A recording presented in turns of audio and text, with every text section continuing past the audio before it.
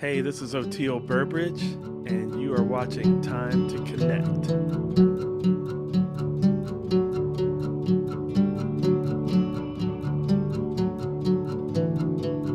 Oteil, hey man, thank you so much for taking the time to connect. I really appreciate it. Oh man, it's my pleasure. How are you Absolutely. today? I'm doing good. I just finished my workout, which some days you wake up and you just feel like, ugh. Yeah, And I just grind through the mud part of the first part of it, and I always feel better afterwards. So right I'm on. glad Well, I took it on. yet another way you're an inspiration, man. Are you in your? Looks like you're in your studio. Yeah, it's the music room. I got actually I had to move a cymbal. Well, you can't see it. My son has a little mini pearl kit. Cool. Really great sounding. I play it a lot, but he's a lefty, and so I'm trying to learn to play left-handed. I'm left-handed too, but I play everything right-handed. Right. So Yeah. it's weird. Yeah. Very cool. And I'm trying to remember where. I know you're from the DC area originally. Where are you living now? Yes. I live in Boca Raton, Florida now, Okay. close to Fort Lauderdale, Miami, West Palm, all that east Did side. the So we the hurt? missed the hurricane. Yeah. That's Uh, that's good. That's good. Well, let's see. There's so much I want to talk to you about. Obviously, I want to talk about your musical projects, Colonel Bruce, the Allman Brothers, Dead and yeah. Company, Oteil and Friends, your podcast. First, if you don't mind, just a little bit of personal history. I know you are from D.C. I actually lived in Northern Virginia in my high school years. Um, we were probably there at the same time. I'm a little older than you. Were you in D.C. proper? Yes, but I went to school in McLean, Virginia, at Ah, Potomac School from first to sixth grade. And okay. So what so I years would was, that have been? oh man, I'm 58, so it was Okay. way on back there. What was my son was like when he started first grade, I think he was 5 or 6. Mhm. So that must have been, um, Like 69, 70. it was like 71, I Yeah. think, 71, At that time, 72. I was going to high school in Falls Church, Virginia at that time. Yeah, I used to hang all through, Washington, Maryland, Virginia, the metropolitan Yep. area, Yep. but a lot of Arlington, Virginia, Falls Church, Yep. McLean, Langley, all that stuff. Yep. Yep. Yep. It's changed a lot, man, Yeah, from well over 50 years ago when I was there. yeah. So what were you like as a kid, Oteil? I'm curious, let me just ask it open-ended. What were you like as a kid? I was exactly like Nigel, like my son, which is my mom is so happy. I almost didn't have kids. I had them at 50, and she's so psyched right now. She just calls up and starts laughing. And because he's just like me, wild. He's really beautiful, and I don't remember a lot of my childhood, so it's cool having him because really do see myself. Um, we're different too, but he's got that same crazy energy and very mischievous, um, like a little elf with Spock ears that is really smart and will get into trouble. Like we can't get we have a Tesla, but we can't get the self-driving software in it because I know he'll figure out how to do it and he'll be halfway to North Carolina Yeah. Yeah. to Wow. see his grandparents. So, I'm like, he's fun though, man. And I got him playing drums a little bit. I have to bribe him with the Nintendo. And but he loves the water. He loves he's just how kids are, man. It's like seeing stuff through their eyes is really wondrous. I'm glad I didn't miss that whole kid trip, having a kid trip. Yeah, man. I totally relate. I'm 66 and I have a 12-year-old. So Yeah, okay. I'm right there with you, man. And You did kind of like me, yeah. yeah, and I'm a better dad at 66 than I would have been at 26. That's for sure. That's my whole thing. Like, and only thing is, I wish I had the energy, and that's what keeps me Mhm, doing yoga and biking and mhm. swimming and all that because I gotta stay, Yeah, And we have a 4-year-old girl, Kavi, and they're ready to go. yeah, We've made them stop and wait till 7 a.m. because it used to be 5:30 a.m. or whenever they were up. They're like, "All right, let's go." And it's like, whew. Yeah. So it's great though. How old were you when you knew that you were going to be a professional musician? This was going to be your life. Well, that didn't happen until I was 17. Okay. But you know, it's like there's two different kinds of knowing. There's knowing like inner, and then there's like the conscious knowing. Okay. So that I call that the earth knowing. I didn't have the earth knowing until I was 17. I was kind of forced into it. But from 4 years old, like music was just, Mhm. you know, and my dad, that was kind of his religion. Mhm.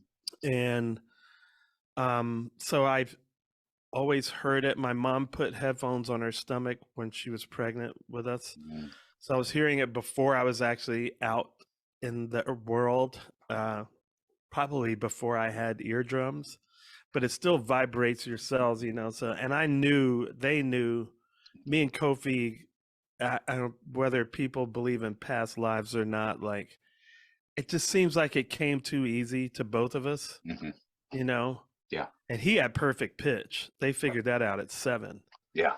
So I felt like I always knew I was playing. My mom tried to get me to play trumpet at 4. She says I could do it. Drums was what I wanted to play though, and I was doing that by 5. And at 15 or 14, I picked up Kofi's electric bass because I was doing dance, and I thought my earth knowing thought that I wanted to be a dancer. Mm. And but then I got Osgood Slatters, and I couldn't dance anymore, so I went right back to music.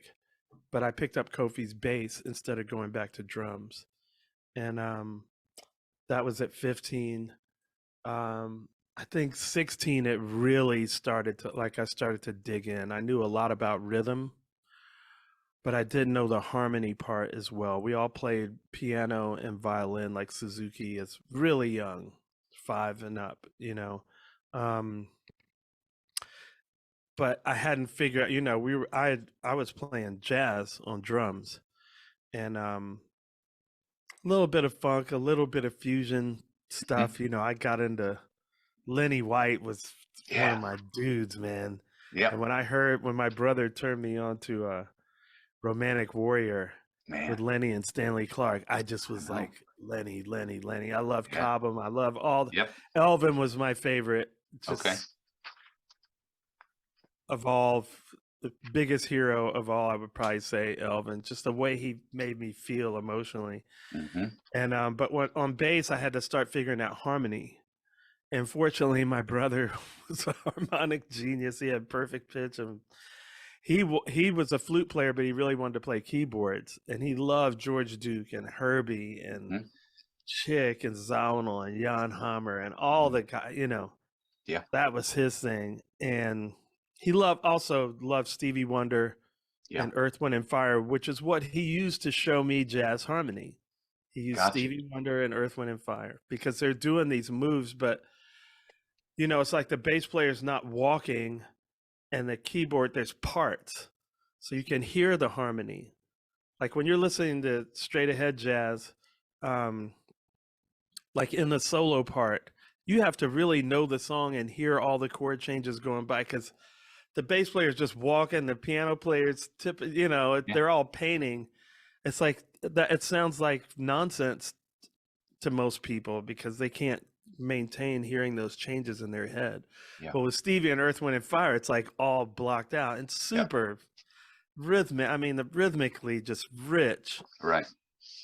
quarterly, harmonically rich, just rich in every kind of way. And then he used like Joe Henderson and some other real book songs.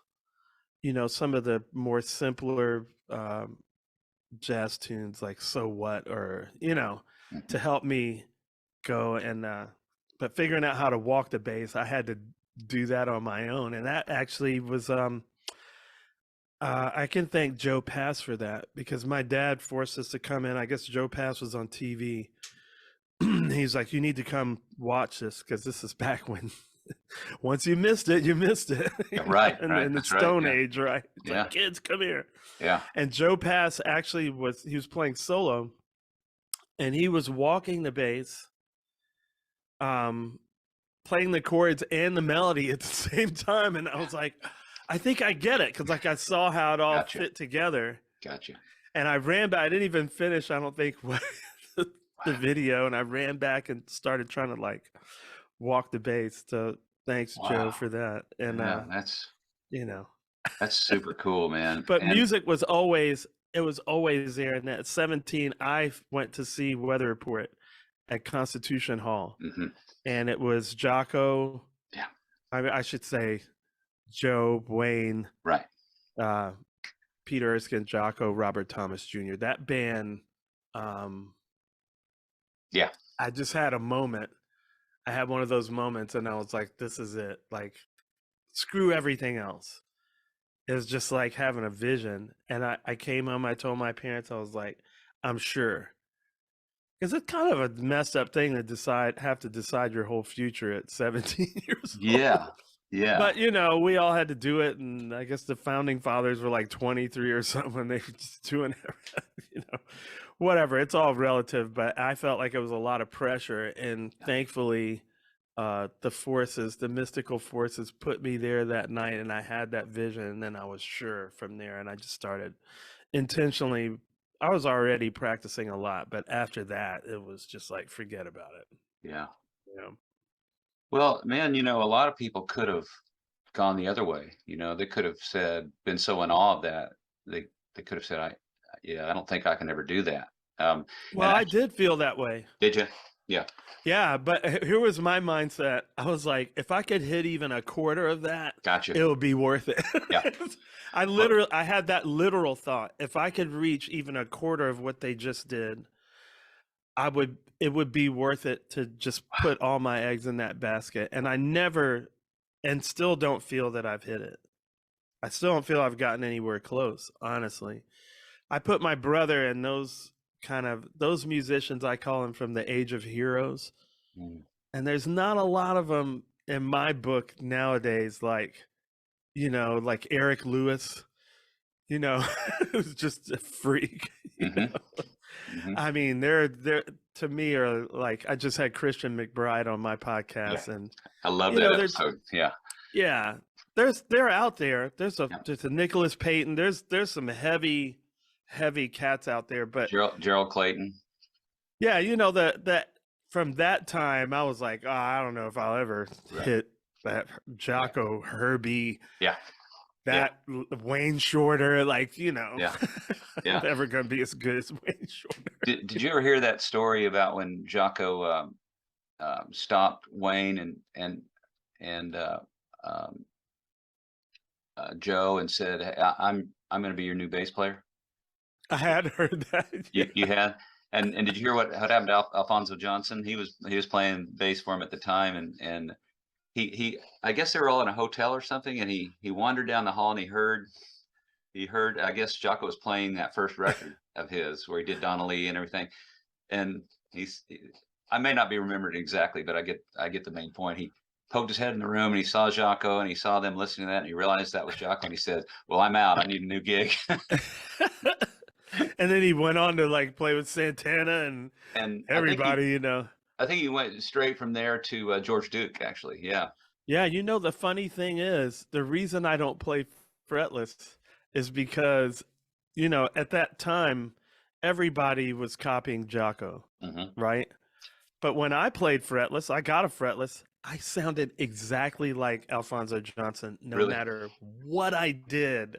I was just like, what are you doing? Like, it was so crazy. And I deliberately went back to fretted because I could not make my hands not sound like Alfonso. Wow. I think I got to tell him that story too. So it was a good lesson early on, and just like, you have to find your own. You have to revert back to being yourself. Yeah. You just have to make yourself better at what you are. Hey, a story I've told on these episodes before, but at the risk of repeating myself, I think you'll enjoy hearing this. A story of how we went the other way when someone was in awe of a performance like that? My dad played Mm, sax and was sort of a small town hero. And this is late 30s, man. So, there's no yeah, internet. It was hard to even yeah. hear people. Louis Armstrong and his band came through town, and Wow. Dad got invited to sit in the after show um, A jam. jam session. Yeah. Oteil, he walked away from there and sold his sax. He said, I can't hang with these guys. I had no idea, I had no idea how good some people are. And, No, it's yeah. but Some it's that people. knowing, he knew, yeah, just like he knew this wasn't for him and you knew it was. Well, the only thing I would have tried to encourage him is just to continue to do it for fun. Yeah. Because Well, he this did. happens to me.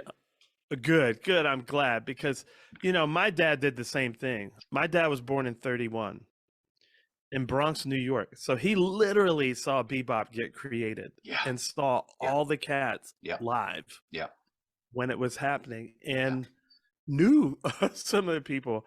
Now he played flute, but he knew he wasn't. He was like, I'm going to have a family because I'm not good enough to hang Yep. with these guys. Yep. But he always messed around with it. And I wish I could have been more cognizant of that day. I was 4 years old when the teacher called my dad and said, "Hey, your son has perfect pitch." He must have been. I can't believe he didn't believe in God after that, but because it's such a dream come true. Yeah. Yeah. But Wow. yeah, it can go. And my whole thing, I've convinced a few people to start music very late 40s, 50s, and I always say it's never too late to have a happy childhood. Well, that's Just do right. it for Yeah. fun. Yeah. Do Beautiful. it for fun. And when it's not fun for me, I quit. Yes. I don't care what the gig is, man. That's Because right. if you can ruin the fun of that, Yeah. you've done something horrible. Yeah. Truly horrible. Yeah. So Yeah.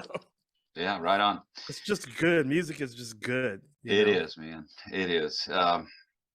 It has a way, doesn't it? When no matter how bad you feel, whatever's going on, when you get into that flow. I want to ask you about that flow state, by the way. I've heard you talk a little bit about it before, but before we get there, so this might be an oversimplification, but just high level. You played with Colonel Bruce.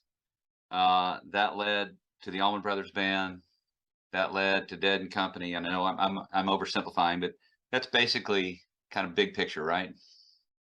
I mean, it's not really oversimplifying. I don't know if you can see it because of the way my camera's set up, but there's a documentary about Colonel Bruce called Basically Frightened, Hmm. like the musical madness of Colonel Bruce Hampton or Yeah, yeah. something like that. Anyway, he played with he knew the guys from the Dead. He was Aha. tight with Pigpen. I'm trying to find this Okay. picture, sorry. Okay. But he was tight with Pigpen, and he was also tight or good friends with Dwayne. Dwayne Allman loved the Hampton Grease Band, his first band, which was in '69. Um, a lot of people didn't get it. Like Greg Allman was always scared by Bruce, and I think he's smart. He correctly perceived that Bruce was an extraterrestrial. And so he was like, I don't know what's going on with that guy, Yeah. and there Yeah. is something not only ET but very psychic going on with him. He guessed my birthday within 3 minutes of when I was born, and I'm pretty sure he didn't know my last name. This is like '88, so there's no smartphones and Right. Googling and He guessed the exact date. we were talking just like this, and he interrupted me and he goes, August 24th at 2 a.m. Like No he way. was looking for it and he got it, and then he just blurted it out when he got it. And I was like, hey, man, like my mom was really into astrology. So I know that I was born at 1:57 in the morning. And I was like, dude, what the? Wait a minute. Yeah. And so he knew he laughed, a little. And I was like, all right, August 24th, okay. Because I have to have enough mystical stuff happen to me that I could buy that. But 2 in the morning, like 3 mil. Well, your nose. How'd you do that? Your nose was your chin, the way that's cancer rising, which is 2 in the morning. I was like, all right. Jeez. I don't know what's going on with this guy, but I am literally gonna. You talk about the knowing. I was like, I'm gonna follow this guy until I can figure out what all this is. How'd you get That's hooked up just with him first? What led you to him? I was super unhappy playing music, and I was starving, um, and living in Atlanta. And the drummer Jeff Sipe said, "Man, there's this crazy guy that named Colonel Bruce Hampton that all the best musicians here go to play with and to get their yayas out." So he's like, "I think it would be good since you're frustrated." And I was frustrated across the board. Like we could play, we had like a band doing like instrumental fusion, which was great. We had fun. Nobody wanted to hear it, could make no money. It was just, we just get together and play it and learn it for ourselves because nobody wanted to hear it. You know? And so we were playing all this other stuff, trying to make money, and I just hated. I just was miserable. And so I go to meet Colonel. He looks like a homeless person, like one step above a homeless person. And then I'm like, this is a guy, you know, and he can't play like technically, like, but he could do things that nobody else could do. And he would do it like all the time. And I couldn't do it. And I was like, again, perplexed. I was like, what is it with this guy? You know, I didn't know he was an ET at this point. And so I started playing with him immediately. And he said, well, you know, you're not going to make any money here, but you'll have a lot of fun, you know? So what I didn't know back then was I had no knowledge of the Allman Brothers Band, no knowledge of the Grateful Dead. That was all pop music, which my dad thought was childish. He let us, you know, we would listen to, he thought Stevie was cool in Earth, Wind, and Fire. He could hear the harmony and stuff. And James Brown, he could appreciate, I think, just on a gut level.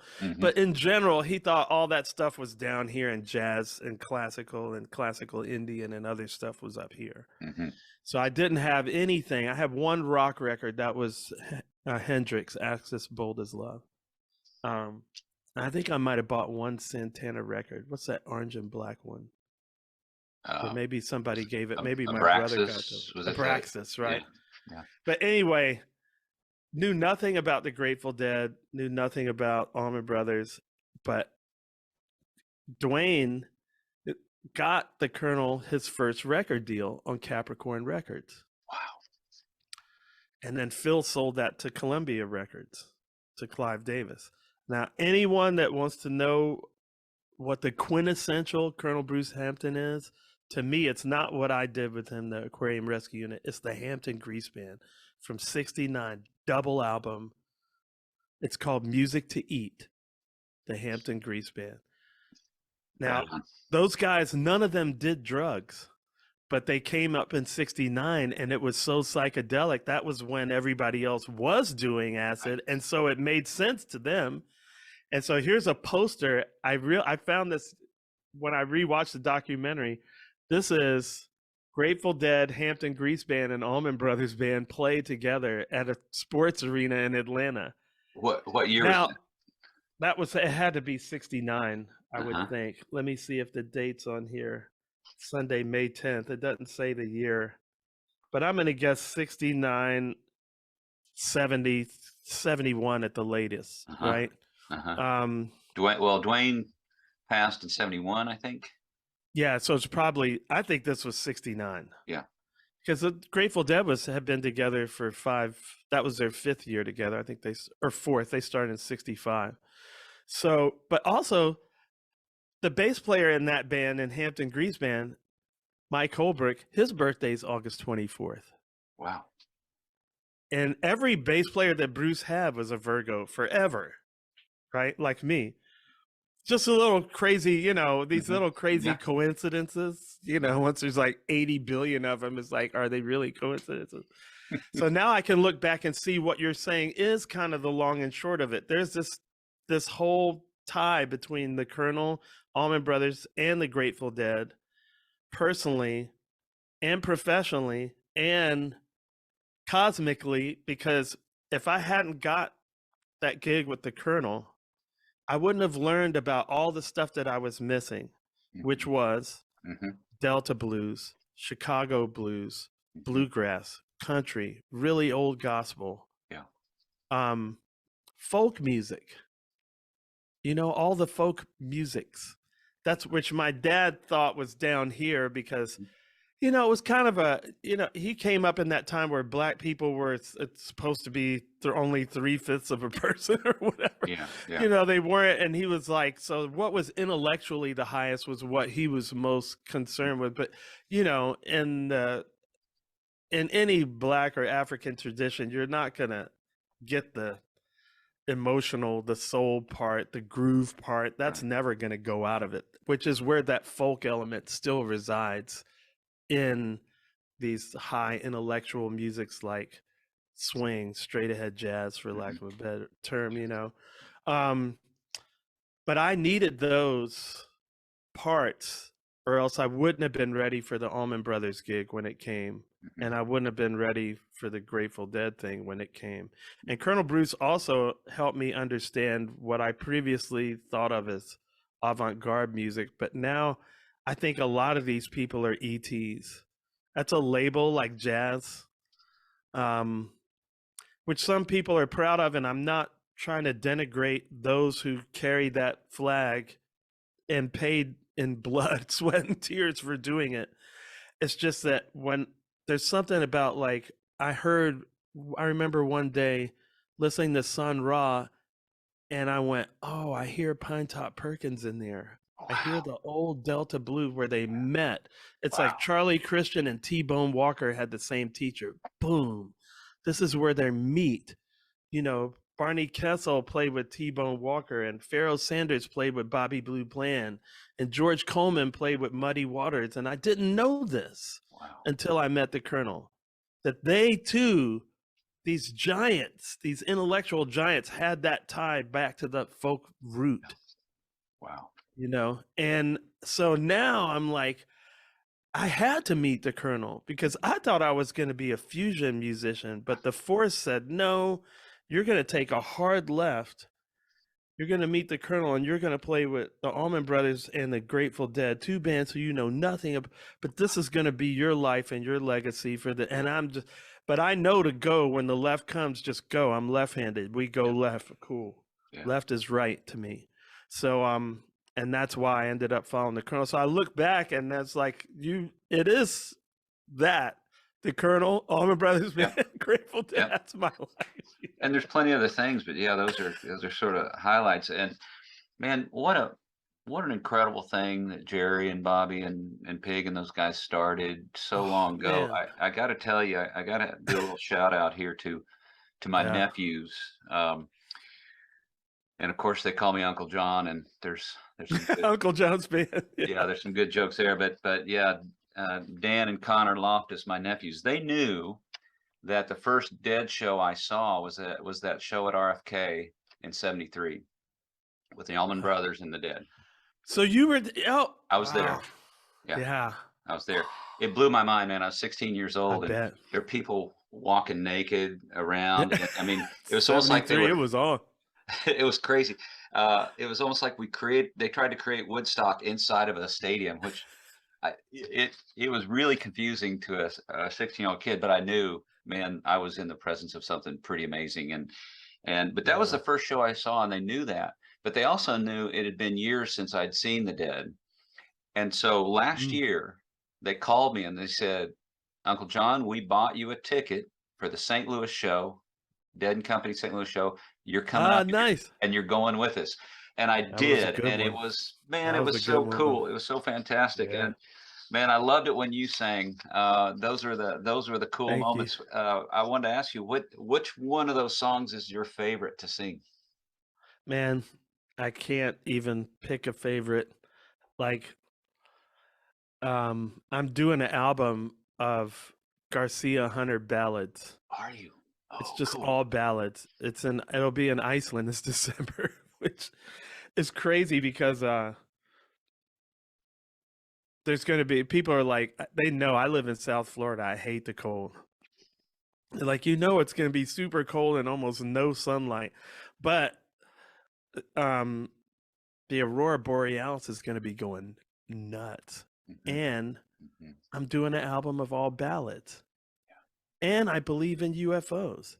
Mhm. And my brother just died. And my dad just died. So I'm going to be in this atmosphere that's like I'm seeing their faces in the aurora borealis, and Jerry and Rob Hunter and the Yeah. spirits are going to be, like it's going to be the perfect place. So all that to say, I don't have a favorite, man. Okay. Like I have so many favorite Grateful Dead songs.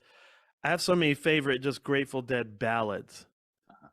Bob and Garcia, Bob and Barlow and Garcia Hunter. Yeah. Because Bob's stuff, man, Weather Report Suite, or just the ballads like Looks Like Rain, Black Throated Wind. I mean, we could just Yeah. that stuff is timeless. Yeah. Period. Lost Sailor, Saint of Circumstance. You'll never get bored playing those tunes. It's like the Allman Brothers Band, and that's why it's like jazz. I didn't give it the respect because I wasn't taught to respect it. But now I see, like, that's why there's so many Dead cover bands, because the songs are like, and there's songs where like jazz is so out of reach for most mortals. Yeah. Yeah. This stuff you need to be able to play. It's harder than you think, Mhm. but you can, if you do, it's reachable. Yeah. I can grab one of these guitars and I can play a Dead song. I can't play a Miles Davis song. Yeah, You know? or certain Miles Davis songs. Yeah, Yeah. there's Yeah. for sure. Yeah. I hear you. But I think jazz players are uniquely suited to play this music because it's constructed like that. Yeah. Like, a lot of the Allman Brothers stuff, there's like the song, and then you don't really solo through the whole form. It'll be like a 2-chord jam form or something, or 3-chord, whatever. It's simpler, but like tunes like Crazy Fingers or Lost Sailor. There's you got to go through the whole form. Mhm. Mayer was like, dude, this is like playing changes. I was like, yeah, it is playing changes. Yeah. It is set up like a Joe Henderson tune, Mhm. but and so I I understand why there's so many Dead cover bands. I covered Grateful Dead stuff, more Jerry band, but in my solo band because it's just great. I have so much fun singing it and playing it, and I also get to play it faster than we do in Dead comedies. And it's those shows are similar to jazz in the sense that you guys are improvising and you're having a conversation. You're not just playing a straight song, right? Yeah. Oh, long improvs too. Yeah. Like we could do Dark Star or Bird Song, which are ballads for those that are not familiar with the Grateful Dead, in a stadium for 30 minutes. Right. Yeah. And people will listen. Yeah. Yeah. They're like along for the ride. Like Yeah. it's I Which never Coltrane felt used to do. anything like it. That's Yeah, like it's like a jazz club. yeah. Like I've heard it when I start singing. Like you hear people talking and stuff, and I start singing a ballad, and then you hear Hmm. like 40,000 people hush. Yeah. It's crazy, man. That's a crazy feeling. I The imagine. one I never could have expected to have, Yeah. Yeah. Hey, let me ask you about that flow state and maybe another level of some sort of transcendent state. So, a lot of us have had that flow state experience where we lose ourselves. We're just gone, Yeah. right? We're in it. And it doesn't have to be Yeah. music. I think sports can be that way. There's probably other things that can be that Yeah. way, where you really you're gone. You're just part Yeah. of it, and it's pretty magical. And I was talking to the pianist Micah Thomas. I don't know if you know him, young jazz pianist who's I don't. 25 years old and just tearing it up. And he was talking about how popping in and out of that flow state, how interesting that is, and then sometimes getting stuck in the in between, where you're you you lose any sense of self-consciousness, but you're not completely in it, and then you pop into Yeah. it, and then you pop out. Yeah. And I just know that that happens to you probably every single time you play. But it Well, seems like hopefully. I've heard I've heard some people talking about another level of this, um, sort of some kind of transcendence where you don't just lose yourself, you have a different point of view. A lot of people talk about seeing yourself from above. And Yes. wasn't it Billy Cobham who talked about watching himself from the side of the stage while he was playing? I've done it where I'm just like where it's like you take your hands off the wheel and my hands are going, and in that state, which doesn't happen all the time, I cannot play anything wrong, you know? Yeah, And I know it, yeah. and I can be very playful with it, but I can also have my hands totally off the wheel. It's a strange thing. The only time I've ever heard it directly referenced uh, as part of a system of learning is in classical Indian music, where they say once you get to a certain point, then your guru takes over and you're Mm, not doing it anymore. mm. So you're kind of using the flow state to get, and this is where, if you ever see that movie Soul, it's a Disney movie I about don't the think so. jazz piano. You should really watch it. Everybody that's into music and wants to talk about this flow state or understand it should watch this movie, because they make an incredibly important uh, observation about this principle that I think is true. Um,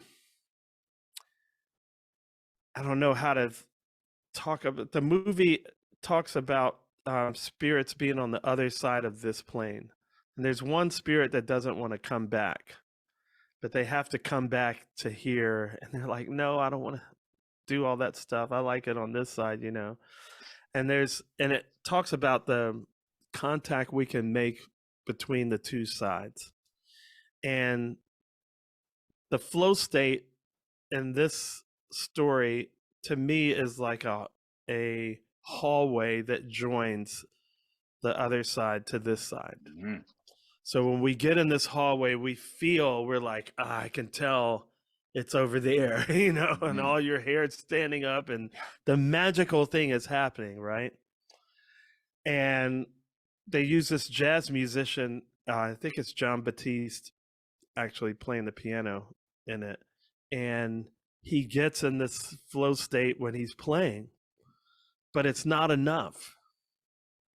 And the cool thing that they said was, and I'm paraphrasing, the flow state is the portal or the hallway or this transition point to get you to the other side.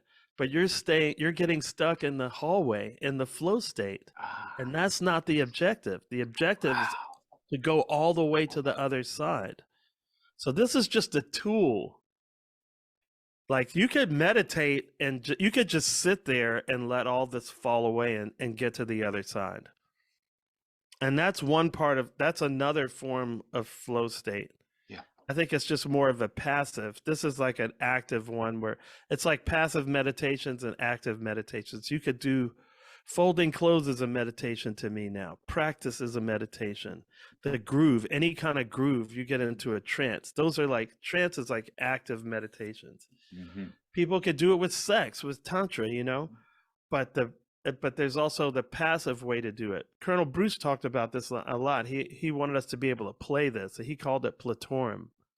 And what platorum is like if you see somebody, like say you're sitting on a train or a bus and someone's looking at you, but you can tell they're not looking at you. They're looking dead at you, but they're not there. They're looking through, they're thinking about something. Mhm, They're just gone. That you could do it like that. You can just fall into it mhm, and be in the state of just being. mhm. No judgment, no thought, Yep. no anything. Mhm. There's no hot or cold. There's no, Right. you know, it just is. So you could get there like that. And Sure. I think this is why, um, to me, it's dangerous to make music into a religion because it's not enough. It's the hallway. It's the transition point to get to what, and religion is just another transition point, another hallway to get to where you're trying to go. Yeah. But it could be art, it could be anything. It literally could be anything. It could be like raising kids. Yeah. You could do the same thing having an orphanage. I mean, whatever it is, but you're trying to get to that other place where what really matters is. And the cool thing about music is we can also take people and put them in the hallway with us because they see it, feel it's vibrational. So it's not just us, it's vibrating whoever the vibrations are hitting. And maybe some that don't even think or it's hitting them, on the highway going by. I don't know, but it's like the fact that we could take people there with us is why it's such a thing. Music is such a popular thing. So I think that movie Soul is really, I've tried to get those guys on my podcast, but I don't really know how to get to them. The universe will bring them to me, but somebody in there knows. And there's a deadhead in there for sure, because one of these guys, he's called, he looks like a hippie guy, and he's just like flipping a sign and dancing, advertising whatever business on the side of the street. But at the same time, he is actually on the other side, like saving souls, like doing deep, serious, magical, important love work. And he knows it. Wow. He knows everybody doesn't take him seriously. He knows everybody thinks he's the fool. He's like the Colonel Bruce. Yeah. And the group that he's on the other side, he's the leader, he's the pilot of the ship.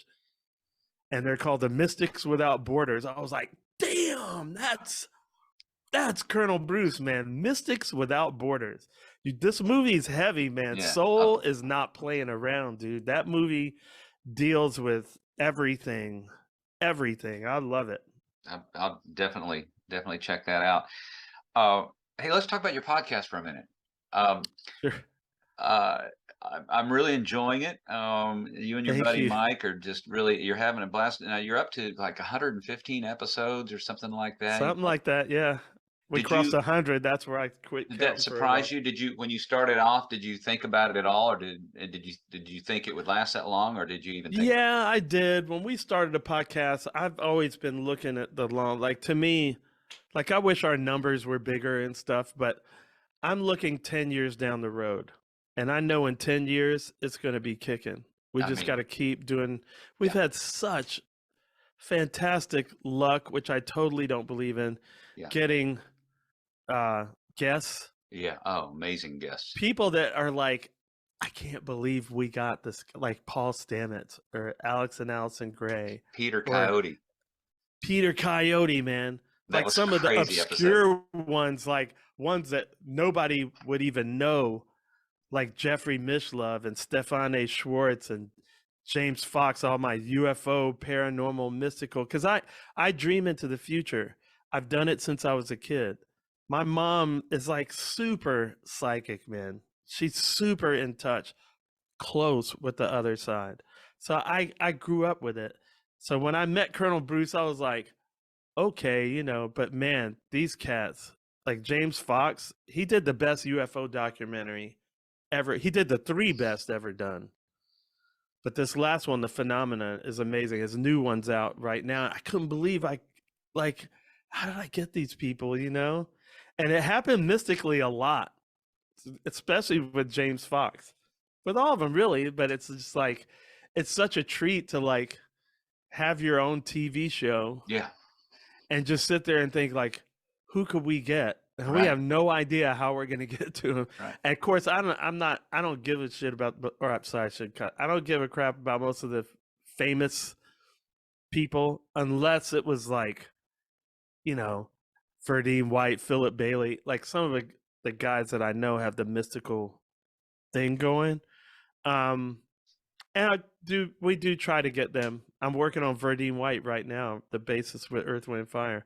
Wow. But yeah, it's such a gas, man. Like, wow, I could never have predicted that it would happen. And man, we've had some life-changing conversations with people. It's been really great. So go see the Comes a Time podcast on all the places you can get podcasts.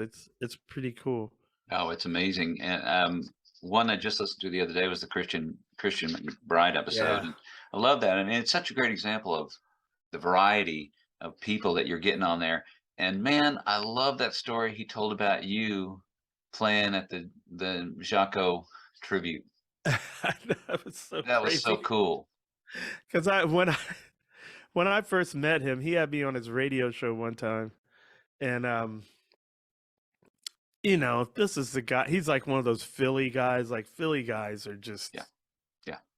they have extra stuff in their DNA, you know, and They were drinking Philly water. I don't know what's there, but man, they're so good, so young. I mean, yeah, him, Joey DeFrancesco, yeah, Little John Roberts, Kurt Rosenwinkel. You know, you just those guys were playing together at like 16 years old and just crushing yeah, for any age. yeah. So he has me on his radio show, and I'm like, oh my God, what am I doing here? You know, like he's like, you're one of my heroes. You know, he's got that deep Oh, radio that voice, voice. man. You're one of my heroes, Oteil. I'm like, what? Yeah. And but he was at that Jocko thing. I was the most nervous I'd ever been in my entire life. I actually had a cold sweat. It's the Wow. first time in my life I had a cold sweat. Do My you get palms were sweaty and freezing do you get nervous? Do you ever get nervous? every time. Really? Every time you play?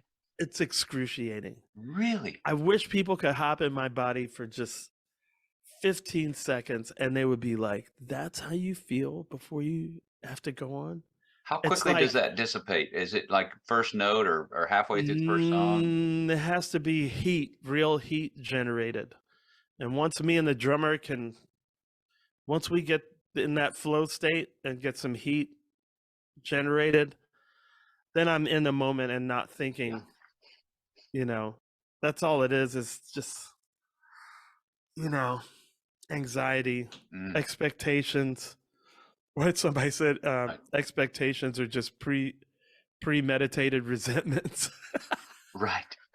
Yeah. Yeah. I mean, it's easy to say, just be present, man. Oh, But it's easy, yeah, it's easy but to you have say to it. have if you don't have a mind, Yeah. you Yeah. know, Yeah. or tools to get your mind back in the present. Man, there's so many other things I want to ask you about. One thing I really admire about you, Oteil, is your just radiant, positive spirit. I mean, you've just like all of us, you've experienced a lot of loss. You know, the Yeah, Buddhist first noble truth suffering. is with us all, and I Yep. mean, your brother, COVID. 2017 had to be a tough Yeah. year for you, losing Colonel Bruce and Butch Trucks. Or I mean, it was a steady yeah, barrage. procession. Yeah, Yeah, Butch Trucks, yeah, Greg Allman, yeah, Colonel Bruce. I mean, dude, it just went on. I could just keep going on and on and on. It's yeah, still happening. yeah, Um, and I was like, okay, is this just because I'm getting older? Or is there like a culling going on right hmm now? Like, mm, what's happening? yeah, Or maybe it's some of both. But, you know, I remember my ex-wife said to me, she said, love is not just a feeling, it's also a decision. And mm, yeah, now I understand that. And happiness is the same way, or being positive, you know? And it all comes back to just death. Like, if you actually are aware that of the truth that your time is not guaranteed. So you might have much less than a month to live. You might have hours to live. right. Minutes. Minutes. Something could fall on the house. Like, I don't know. Right. A plane could fall on the house. I'm gone in minutes. Right. So with that in mind, if you could keep that right here in Yeah. mind, what are you going to do? Right. So Mike and I have this thing like, so all that to say, happiness and positivity is also a decision.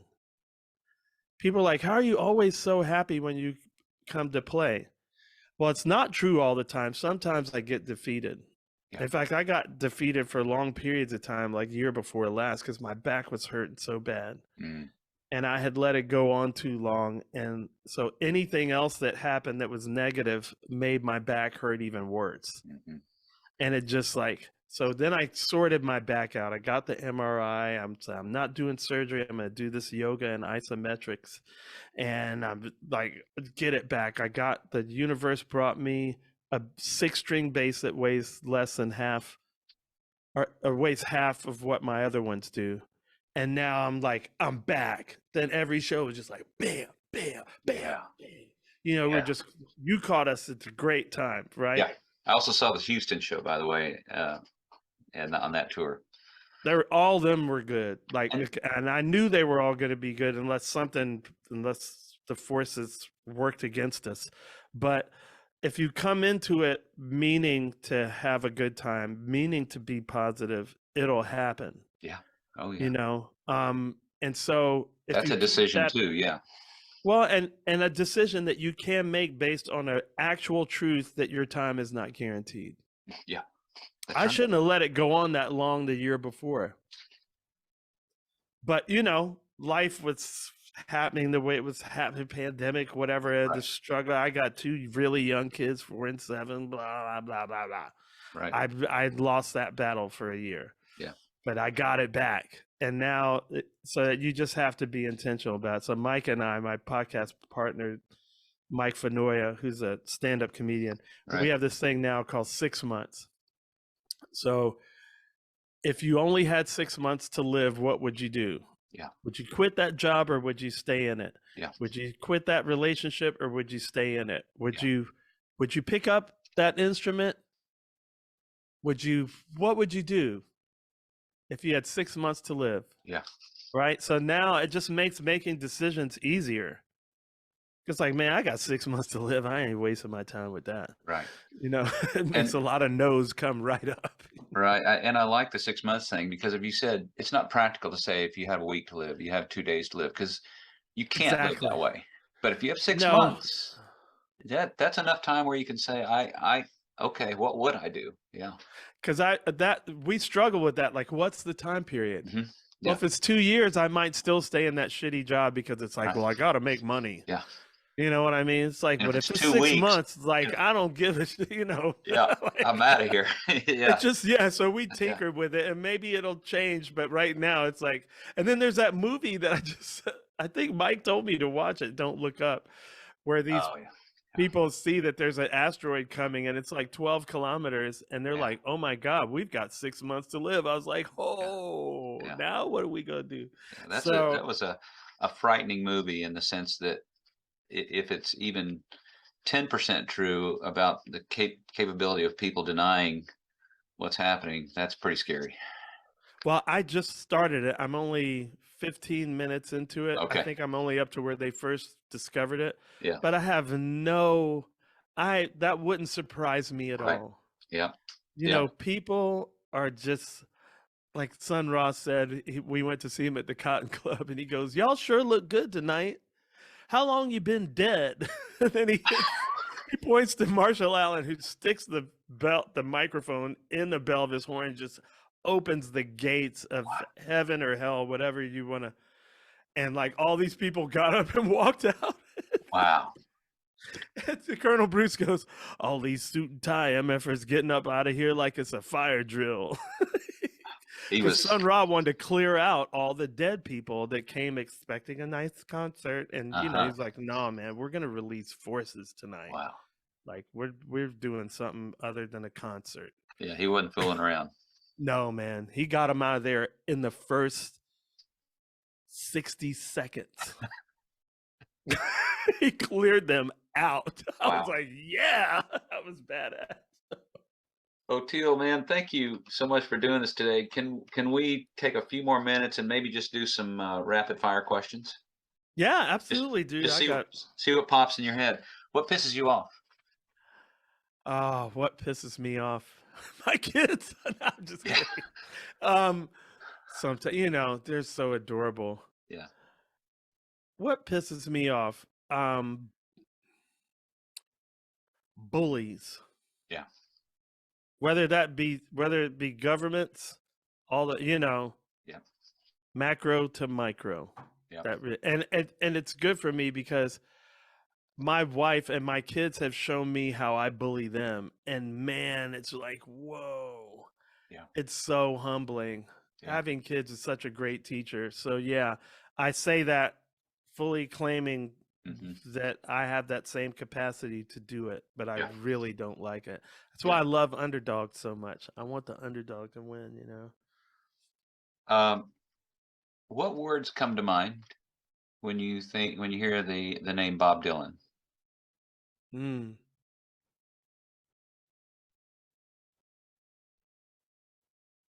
that's a really good question. I was not a big Dylan person, and then I follow some of his I covered his tunes in my band, like I Shall Be Released. Yeah. Um I would say expectations. I didn't like a lot of music that I like now because I didn't like the singing. I grew Right. up with black singers, Right. and I Yeah. was like, man, I cannot listen to that singing. Yeah. Like maybe I should just read the poetry. But I wasn't word oriented. So, because I came from playing instrumental music, that's something very recent for me. Now, I went back and listened to like really old Dylan, and I love his voice Yeah. because his voice is so perfect Oh, it's for perfect. that. Yeah. Just like Garcia's is Yeah. and Bob's is, Yeah. and a bunch of people who I didn't. Now I deliberately go back and listen to people, and Bob's really interesting because he, he had this whole thing where he was totally in love with Mavis Staples.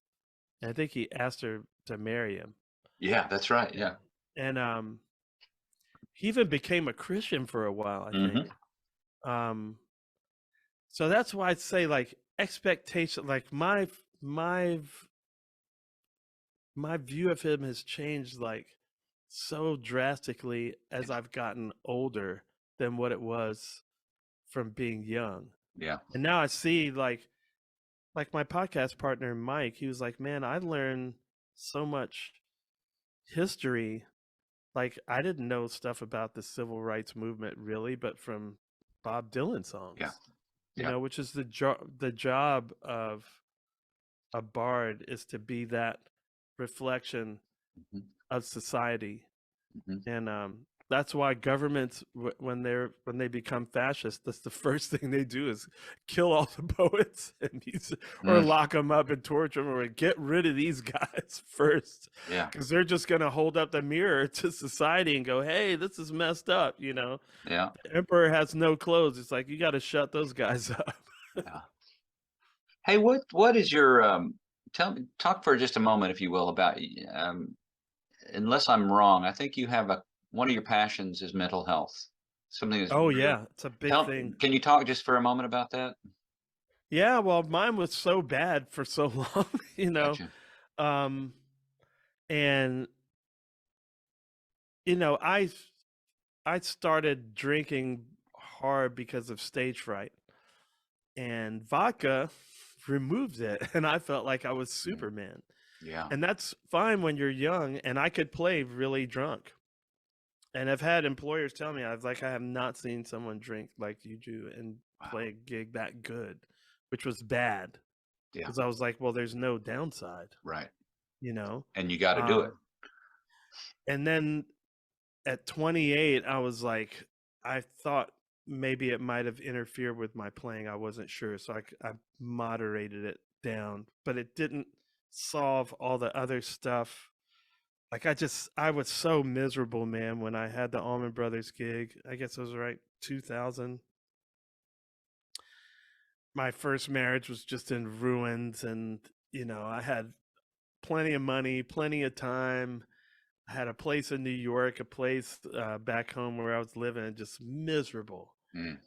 and I reached out into the mystic, and asked for help, and I got it with a profoundly strong mystical experience happened to me that lasted about 30 minutes. And it helped me flip the whole thing. That's when I really started studying theology. Like my dad was scarred by religion, and I studied it from that point of view. It was like, okay, study it from another point of view and see what, just wipe the slate clean. And doing that taught me a lot of spiritual truths that you will find in all the religions that you're not going to get out of a textbook, out of a science book, because it's not for that. Right. You know, science says with left brain, I think reality is like this, and it uses equations. And then religion or art, which is why I like Alex and Allison Gray so much, because they say religious books are primarily works of art first, right? That says, I think the world is like this, and it uses stories or paintings or music or dance or all the subjective arts. There's subjective and objective.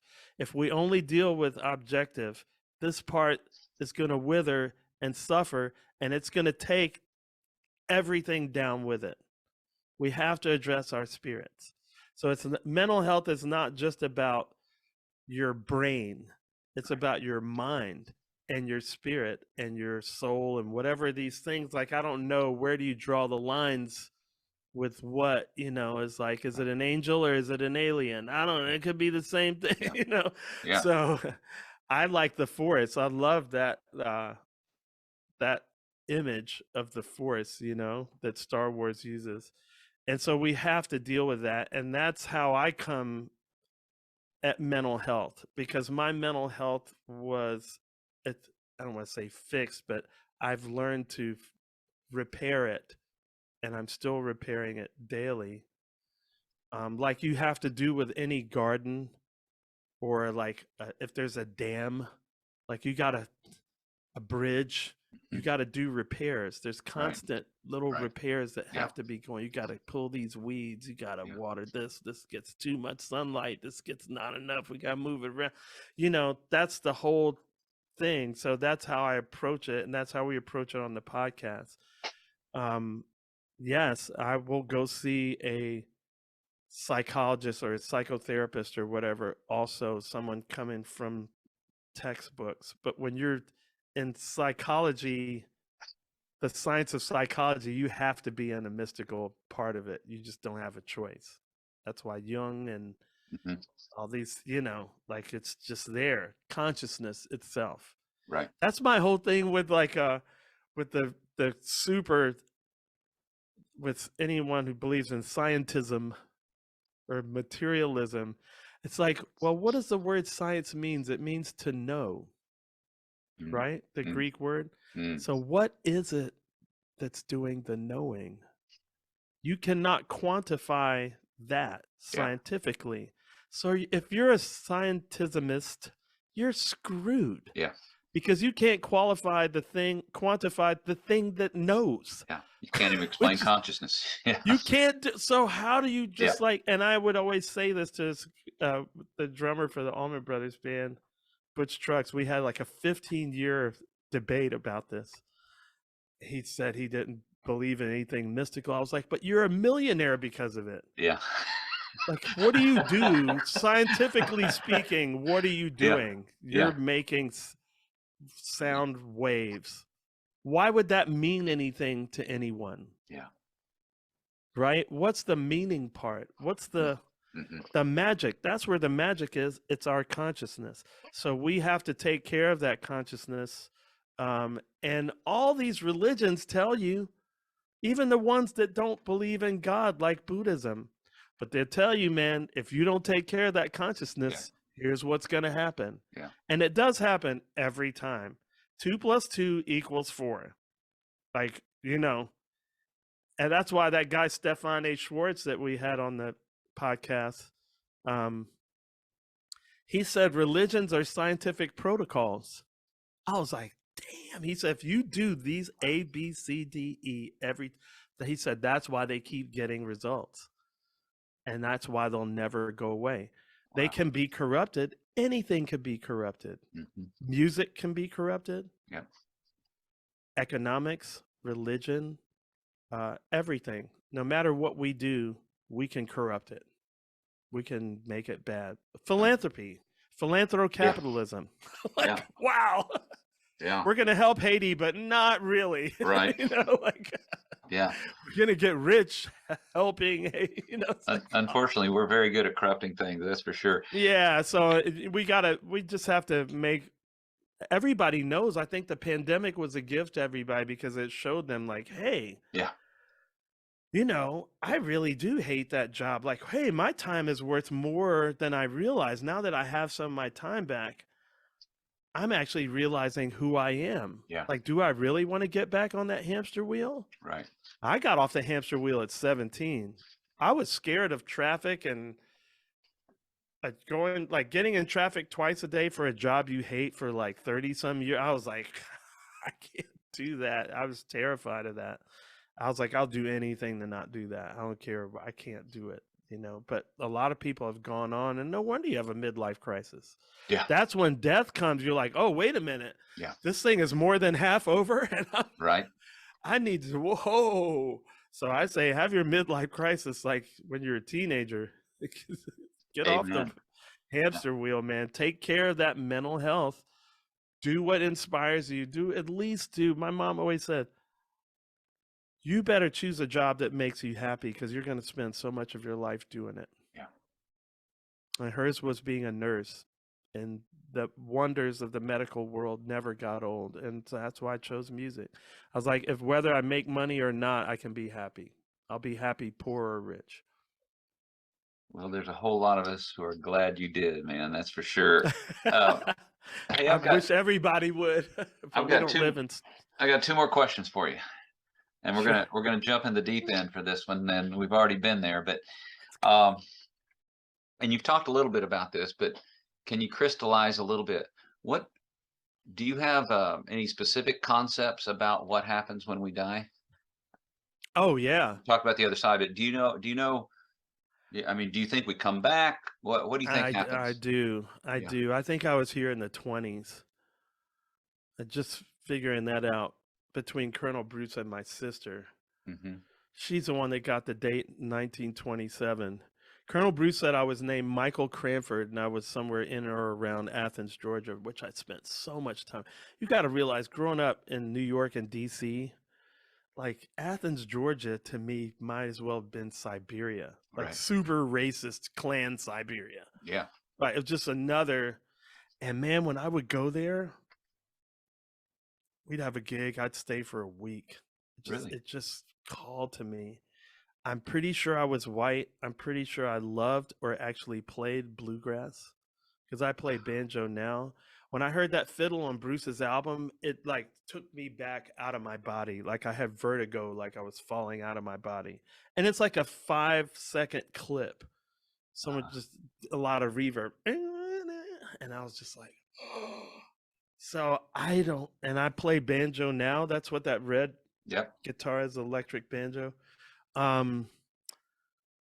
So I got the name, I got the place, and now my sister said 1927. So I'm going to try to find, because if we get they had pictures in 27. What if I get to see myself? Right? So I think all of that, I think it could be transdimensional. Like, who knows? All I know is time is not just linear. Because I dream into the future. And I wrote down what Colonel Bruce said. I've put it in the envelope, I sealed it, and I dated it, and I put it in the glove compartment, and I gave it to him to open. And it was 2.5 weeks. That's the only time I ever knew, like, how far ahead did I go, was 2.5 weeks. I don't think it's that all the time. Some could be 6 months, some could be 5 years. Like, I don't know. It could be, they're usually at least, I think they're usually a minimum of, I think 2.5 weeks is probably the minimum, honestly, now. But yeah, past lives, I'm down with that. Yeah. Multiple lives happening at the same time, I'm down with. Who knows? I know time is not just linear. I Yeah. know that Yeah. to the soles of my feet. So everything else is on the table. All the stuff, quantum physics puts all the religions back on the table. You know about telomeres, what the aging scientists, it's this thing on our DNA. Telomeres fray as you get older. And the scientists know that they don't have to. They don't know why they do, but they know that they don't have to.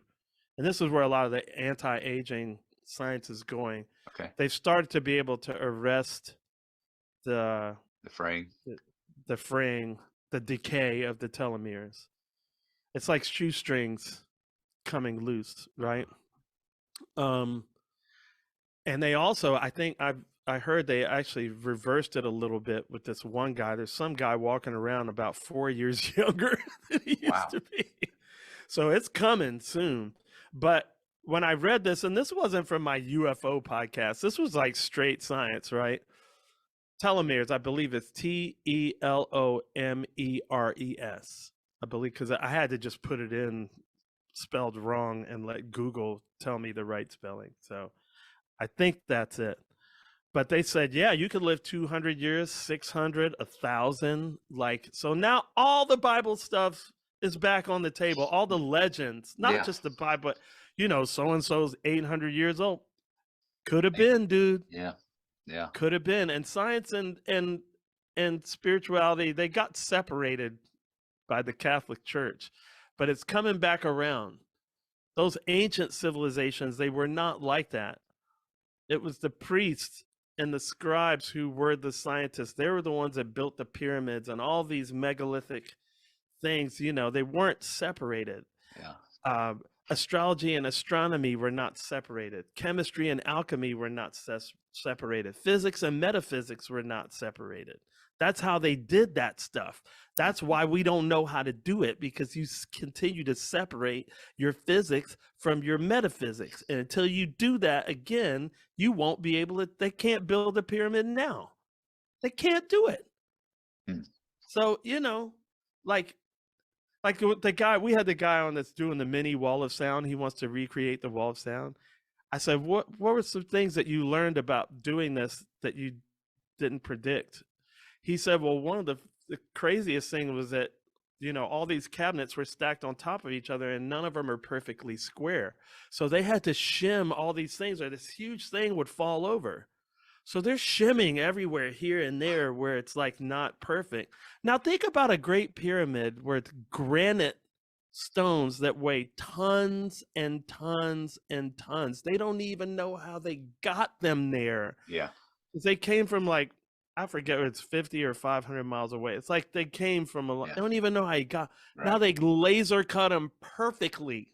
Yeah. With no lasers and set them perfectly.